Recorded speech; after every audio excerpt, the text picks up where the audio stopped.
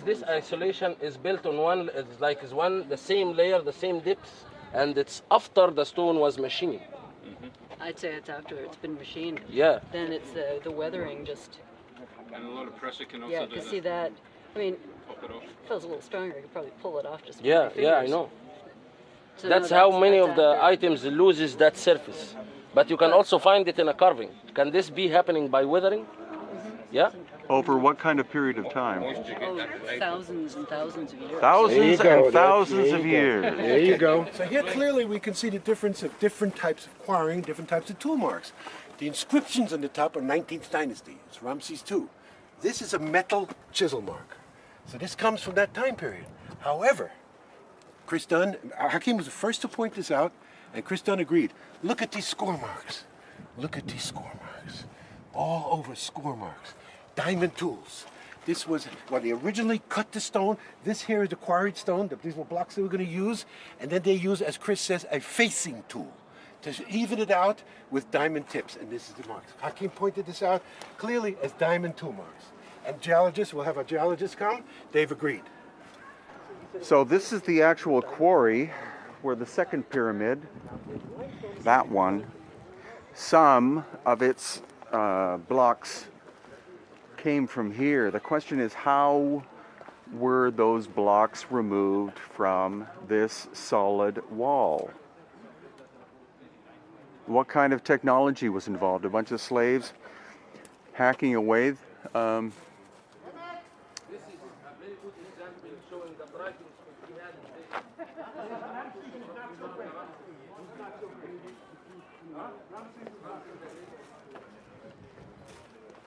those hand tool marks or machine marks?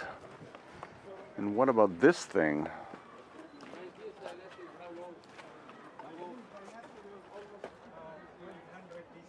The Egyptians used the hammers. Exactly. They are calling gods, so they call the knitter gods. And then in the Middle Ages and the beginning of the 18th, 19th century, the early British and French, they put their own background also, because their technology was very simple at the time, so they couldn't imagine that there is other technology can do this.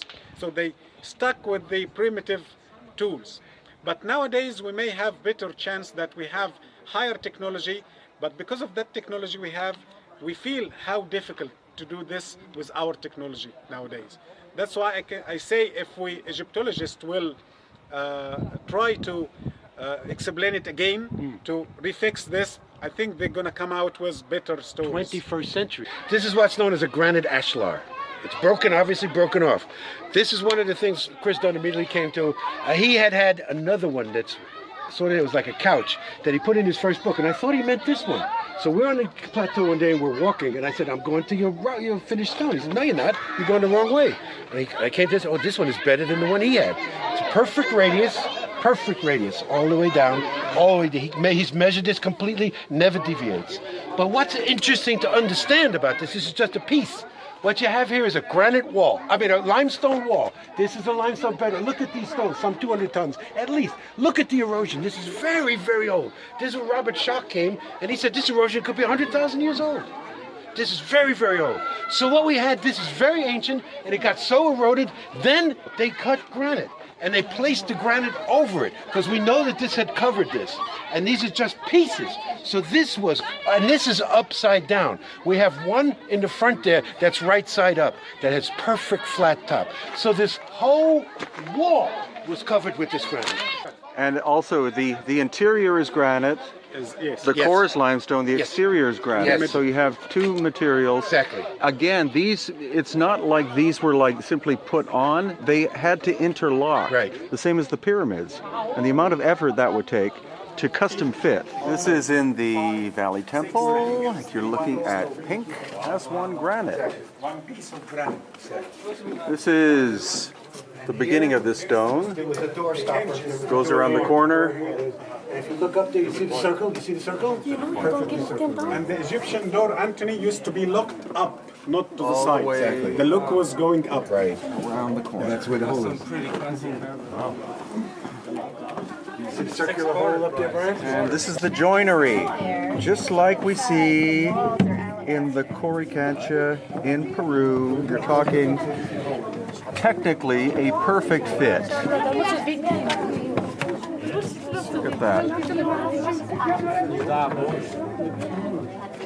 So again, behind the head of the Sphinx are a series of these incredible shafts, more than 10 feet across, 10 feet wide, and at present at least 60 feet deep, but filled with sand. So originally they would have been much, much deeper, and they would have carried water. The vertical shafts connecting with horizontal tunnels that carried water. According to Yusuf, this is of course, the causeway that goes to the second pyramid, and the water traveled through these horizontal systems of tunnels, carrying the water to the Great Pyramid and the others to generate electricity. The pyramids split water into hydrogen and oxygen. And so that's why there are the chambers inside the pyramids. They weren't burial places. They were places where electrical generation happened. In the base, the water came, was split, and traveled up through the galleries and shafts up. And for more information, check out Chris Dunn's Giza Power Plant. This is the causeway leading from the Sphinx Temple, Valley Temple, up to the second pyramid here. And this causeway is megalithic limestone. Massive blocks of, in general, tonnage.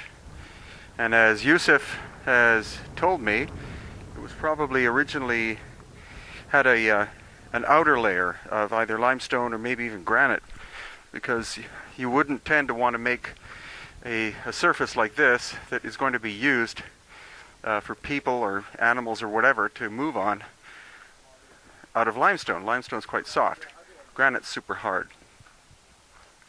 And again, the causeway, and what most people don't know, is that under the surface of the causeway are a series of chambers, and these are tunnels that lead down, possibly, to the great tunnel that travels from beyond the Sphinx up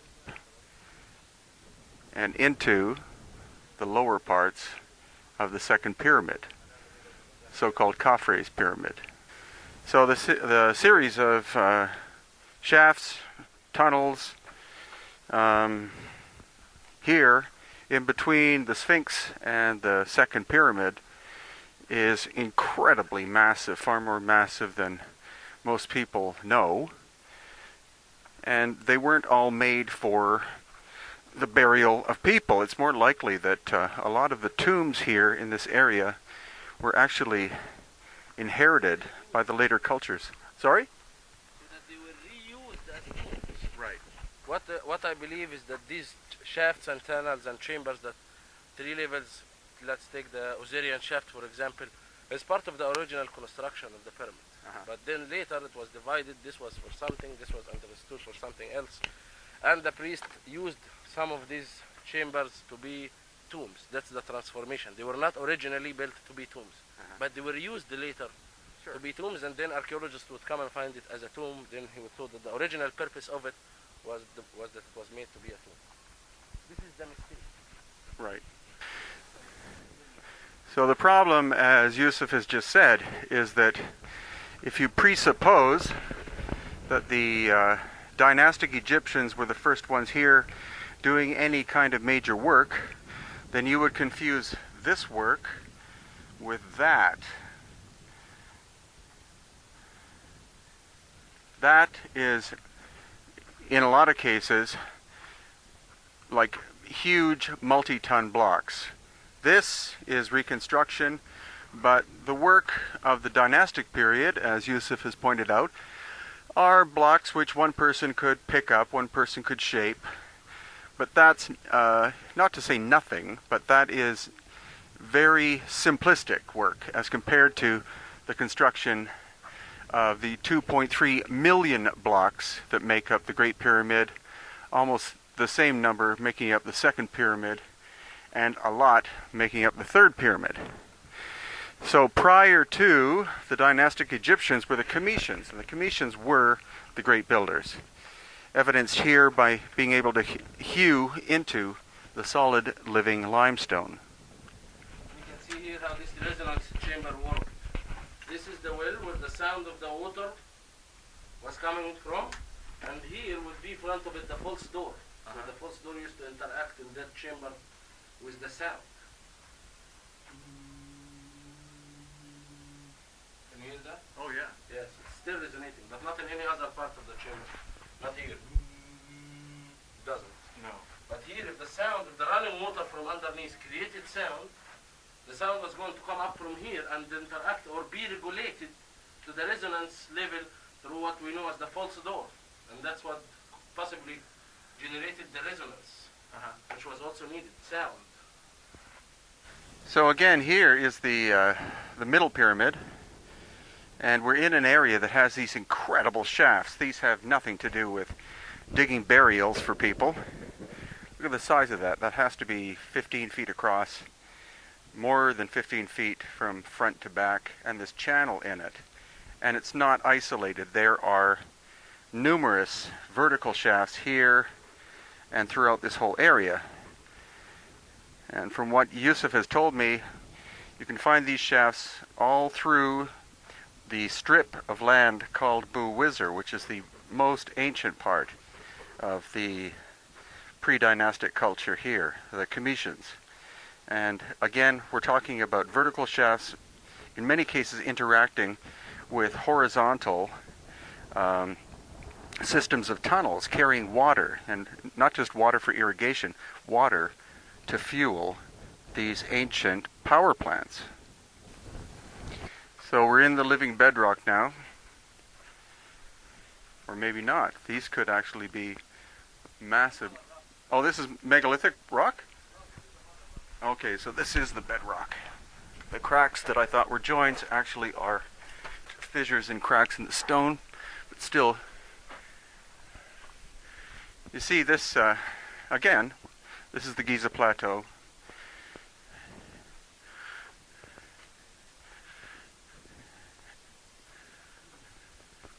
And anywhere you find a shaft or the tunnel entrance, of course you find a locked door.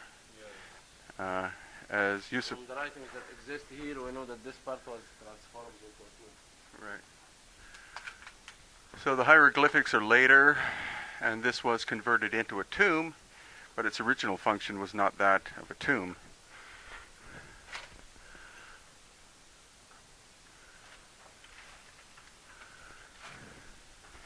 But quite possibly part of the water carrying system that was the, or for resonance. Yes, especially the higher ones could be more for resonance than water.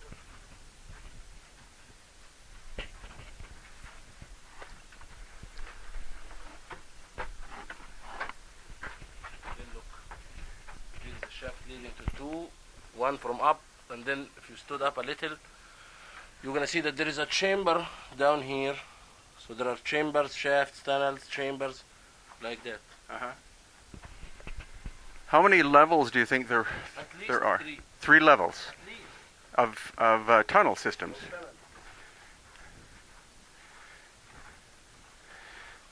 Sphinx again? Here's another chamber. Oh yeah. We're going to go down with the lift. Wow. Okay. So From the outside, not from the inside. okay. Again, another shaft behind a locked gate, heading down. And in behind this gate, more. This will lead to many rooms. Uh-huh. Shafts as well.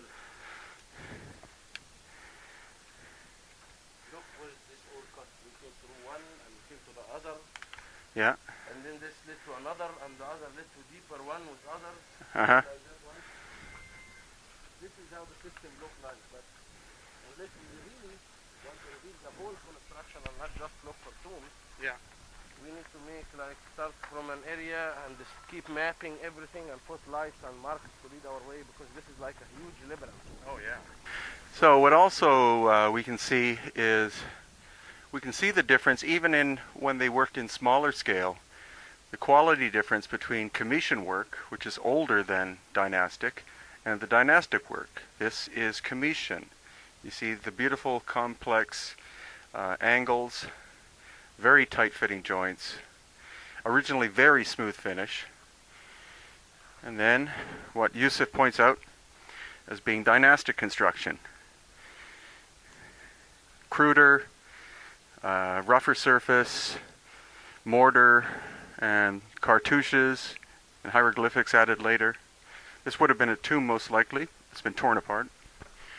And that's where we see parallels between here and Peru, because, again, most archaeologists, most visitors to Peru think that everything was done by the Inca, that the megalithic work in super hard stone was done with primitive tools. All it took was a lot of people to do the work. But that's nonsensical, because we see the same kind of thing. We see the megalithic is older, far superior. The Inca work is complex, but not as good. Sorry? There's no decorations, no writings, nothing. Right. Except a big chamber with one well to the left and another one to the right. Uh-huh. And the other one probably leads further to the rest of the construction. Ah. Yeah. You can see, hopefully here, on that side, see there's an indent in the wall at the end, and then there is a tunnel underneath it. You see the little dark area, that's a tunnel entrance. And again, according to Yusuf, at least 3 levels of tunnels here at the Giza complex, which, you know, the word complex is too simplistic for this area. It's completely monstrous in scale. This one was about to be transformed. You find the writings, you find they reshape something like a false door because it became something traditional after that. So they copied also. Okay, right. That's what makes it confusing. Yeah. We're now going to enter into part of the cave system here on the Giza Plateau. And this gate was not locked, so we're walking in. As you can see, there's a chamber up here. Oh yeah. That's leading to a room through the shaft. Right. And then the room here, and the shaft continues to other levels and other rooms. Right. That's how the design look like. Uh-huh. You enter from a room and this one, and then you'll probably find other channels that go in different directions. Right. Well, this also has the look of the subterranean chamber in that it looks unfinished, but in fact that may have been the way that the builders wanted it, because it wasn't for burying somebody. It had a practical use. You know, practical beyond burying someone. Part of the incredible water system fueling the pyramids, which again, prior to the dynastic Egyptians, were, as some believe, and brilliantly executed by Christopher Dunn in his book The Giza Power Plant, that these were ancient power plants that shut down almost 12,000 years ago.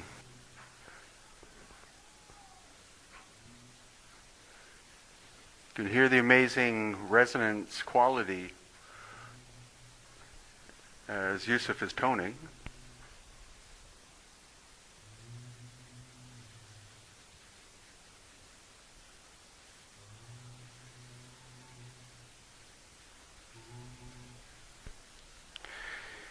And the clear pattern we can see about the pre-dynastic Commissions is that they were masters of the use of water and the use of sound or vibration. Again, chambers like this, quite possibly Commission in construction, were later adopted by the dynastic Egyptians as places to bury bodies. But the dynastic Egyptians didn't construct this room or carve this room out. They found it, left over from Commission times.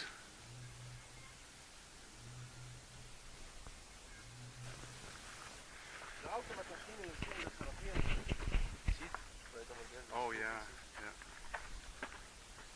I said the ultimate machining we see in the Seraphim yeah. makes us positive that the underground complex is originally part of the bigger part with the pyramid, Uh-huh. and not something that was like made later. We can go take a break here. Okay. After we see some of this stuff.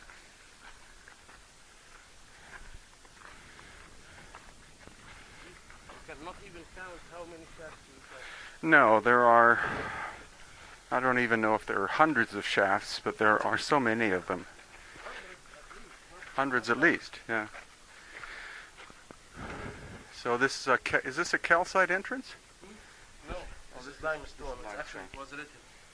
You can still see some of the glyphs here. Ah, okay. On the thing that I'm writing. Oh, okay. But we know that it originally was not made as a barrier. Ah, We okay. can see again. The well will lead you to a room, Right.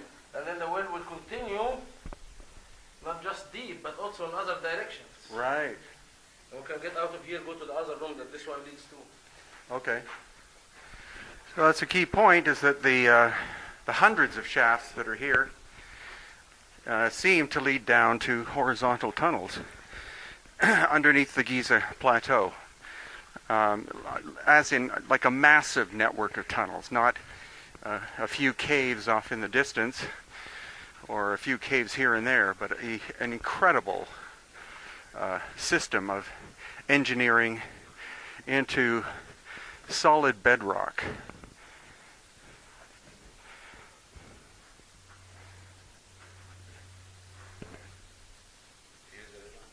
Wow.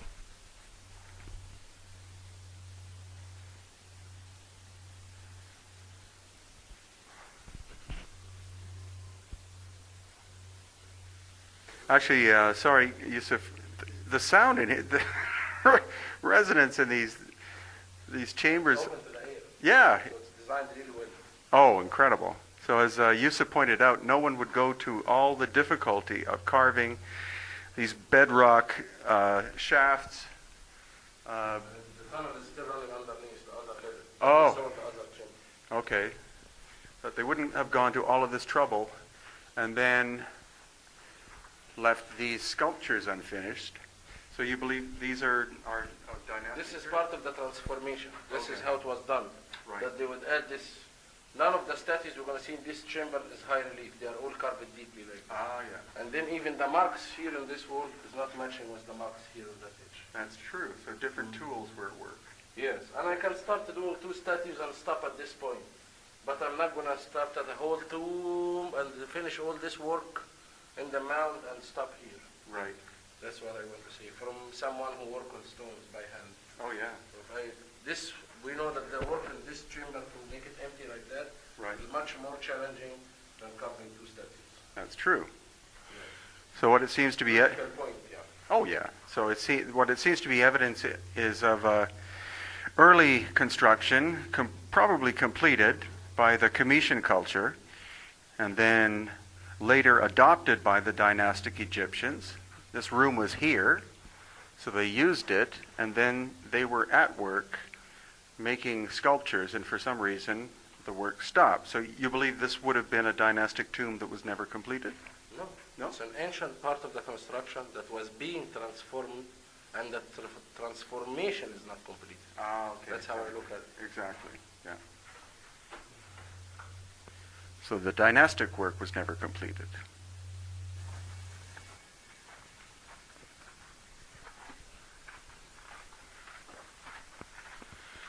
So again, we're on the Giza Plateau, and we're probably at the second level of the shafts and tunnels. There's most likely one above us, at least one below us. Here, this one here, all covered with trash and stuff. Uh-huh. But you can see that the shaft is not going only straight down, but it's also going to the left or to the west. exactly. And the thing, the impressive thing is that also the lines of water is also with the cardinal directions. It's not just running in any direction. Oh yeah, You don't find one is going like north, east or something. right. They're going also like east, west, north, south, you know, Uh-huh. with the direction. So it's an obvious grid pattern that was set up. This here is the design, the primitive design of how they developed the box down there. Oh yeah? Exactly. This is it. That's how they developed the box. So they made for it that road so they can slide it down. Oh yeah. This is how they transformed them into tools. So this one here was transformed into tools. Uh-huh. We can go look at it. You like to go look at this? But there is another one here Okay. that also I want to show you. So which one you want to see first? Both? Both. So when you hear the term transformation that Yusuf is using, what he's meaning is that from the original constructors, Cometians, who lived thousands of years prior to the dynastic Egyptians, then the dynastic Egyptians show up and they reused the Cometian work, as in they transformed it to the function they wanted. What we're looking at is a system of tunnels and shafts and chambers, which could very well have had a water function in Cometian times. The dynastic Egyptian liked to use them for burying people. But the problem is, then you have a lot of academics who say they were all for burying people. And that's where the falsehood comes, that the Great Pyramids of Giza were burial places because you find a lot of burials in the area, but that doesn't necessarily mean that something as massive as the Great Pyramid, which was one of the greatest achievements in human history, that was done just because some arrogant king decided he wanted some big place to put his corpse. Oh, so here we are up the next level, looking down into a shaft. Another shaft that goes down. You can see a bit of light in there, but you can't, but I can. And then farther in. This is also one of the chambers that were used. The variant that we can see here, Oh yeah. the carvings and the blocks that Right. were added. Oh, later. of course. Yeah. So as Yusuf points out, the door here was added later. At least the carvings on it. Yeah. You know? Yeah, or at least the carving's done. Here's the carving, dynastic Egyptian carving. But the actual room itself, this could have been tomb raiding, who knows, but the actual room itself could be by the older culture, the Cometians. So will this one lead because it's buried? I don't know. But if we enter through here, we're not going to find this one leading there. Right. So shall we? Sure.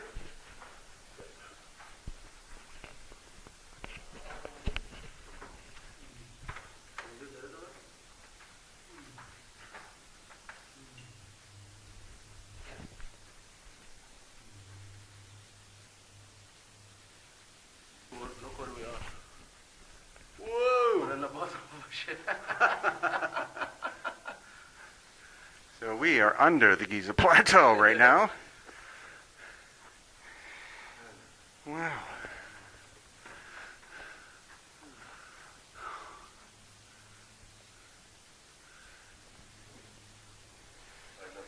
Yeah, this is great.